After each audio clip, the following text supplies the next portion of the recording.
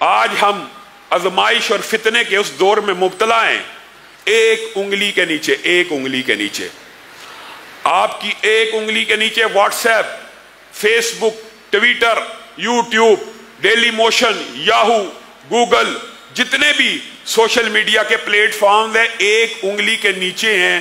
اور آپ جو مرضی دیکھنا چاہیں، برہنہ عورت ہو یا عورتیں مردوں کو دیکھنا چاہیں، جو کچھ مرضی دیکھنا چاہیں گے ایک انگلی کے کلک کے نیچے موجود ہے.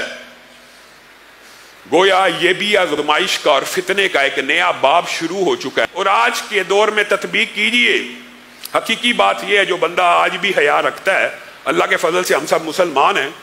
آپ نے دیکھا ہوگا ہماری کفیات خلوت میں مختلف ہیں اور جلوت میں مختلف ہیں. لوگوں کے سامنے ہم حاجی ہیں، نمازی ہیں، مولوی ہیں، علامہ ہیں، مفتی ہیں. لوگوں کے سامنے نمازی ہیں. لوگوں کو میری کرپشن کا پتہ نہ چل جائے، لوگوں کو میری بے حیائی کا پتہ نہ لگ جائے، لوگوں کو میری بد عملی کا پتہ نہ لگ جائے. یستخفون من الناس ولا یستخفون من اللہ وہو معہم. یہ خلوت کے جو گناہ ہیں محدثین اور مفسرین نے لکھ دیا ہے.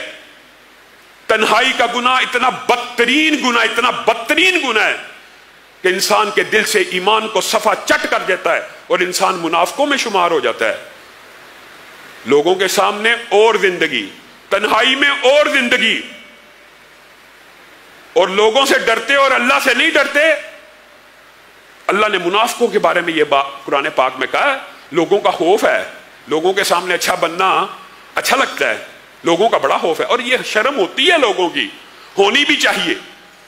معاشرتی اخلاق اور اقدار اور یہی بات کا تقاضا ہے. لیکن اس اخلاق کا تقاضا یہ ہے اگر اللہ کی مخلوق سے ڈرتے ہو اس کے سامنے کہ ان کو ہمارا پتہ چل جائے گا، تو جب تم تنہا ہوتے ہو تم یہ گمان کرتے ہو تمہارا رب تمہیں دیکھ نہیں رہا یا تمہارے ساتھ نہیں ہے. اس سے کیوں نہیں ڈرتے؟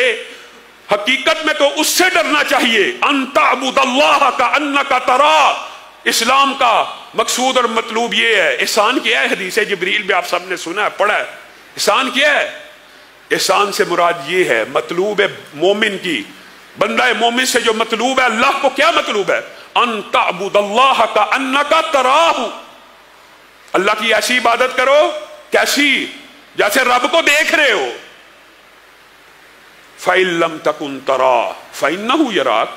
اے بندہ مومن، اگر تیرے دل میں یہ خشوع و خضوع کی کیفیت پیدا نہیں ہوتی کہ تو اللہ کو دیکھ رہا ہے، یہ کیفیت پیدا نہیں ہو رہی، تو کم از کم یہ تو مان لے، یہ تو جان لے کہ وہ تو تجھے دیکھ رہا ہے.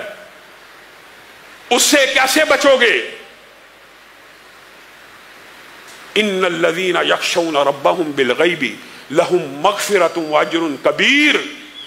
اور یہ بات بھی یاد رکھیے، تنہائی کے اندر انسان یوٹیوب پہ بیٹھا ہے، کئی مرتبہ ایسے پیج آٹومیٹک کھل جاتے ہیں، کئی مرتبہ ایسی فحش تصویریں آٹومیٹک آ جاتی ہیں، پھر ان کے اوپر نظر نہیں جمانی.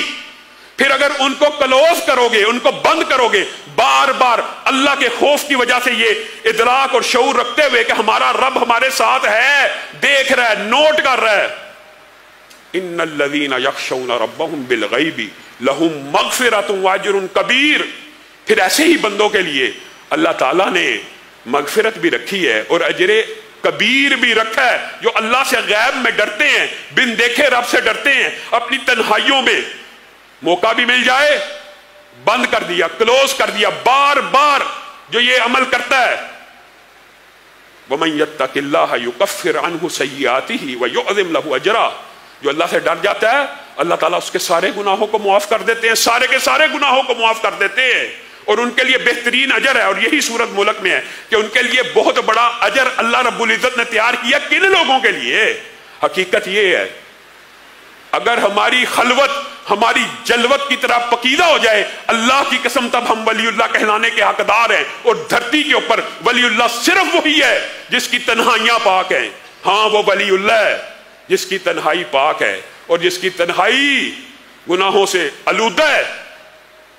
وہ تہامہ پہاڑ جیسے اعمال لے کے آئے، جس کا وزن دیکھنے میں بہت زیادہ ہو، جو دیکھنے میں بہت ہی بڑے دکھتے ہوں. کل قیامت کے دن حضرت ثوبان کی حدیث میں یہ بات موجود ہے. ایسے ایسے لوگ آئیں گے وزنی وزنی پہاڑوں سے بھی زیادہ بڑے بڑے نیک اعمال سجے ہوئے دائیں بائیں لے کے چل رہے ہیں، اور بندہ بھی شاید اس وقت مطمئن ہوگا، لیکن بل الانسان علی نفسہ، ہر انسان اپنی آپ کا اس کو پتہ ہی ہوتا ہے میرے حقیقی عمل کیا ہیں۔ بظاہر تو بہت نیک اعمال ہیں، جب نامہ اعمال میں ان تہامہ پہاڑ جتنی نیکیوں کو ڈالا جائے گا، وزن زیرو، وزن ہی نہیں، اتنی بڑی نیکی وزن نہیں ہے۔ وجہ یہ ہے کہ تنہائی میں گناہ کر کے ایمان کی چادر دل سے نکل ہی گئی، بندہ ہی منافق ہو گیا، اس کے نامہ اعمال کے اندر نیکیوں کو کیسے تولا جائے گا؟ نہیں تولا جائے گا۔ ان تہامہ پہاڑ جتنی نیکیوں کا وزن رائی کے دانوں اور تنکوں کے برابر بھی نہیں رہ جائے گا، اور اس بندے کو جہنم میں ڈال دیا جائے گا۔ اللہ رب العزت ہم سب کو معاف فرمائے۔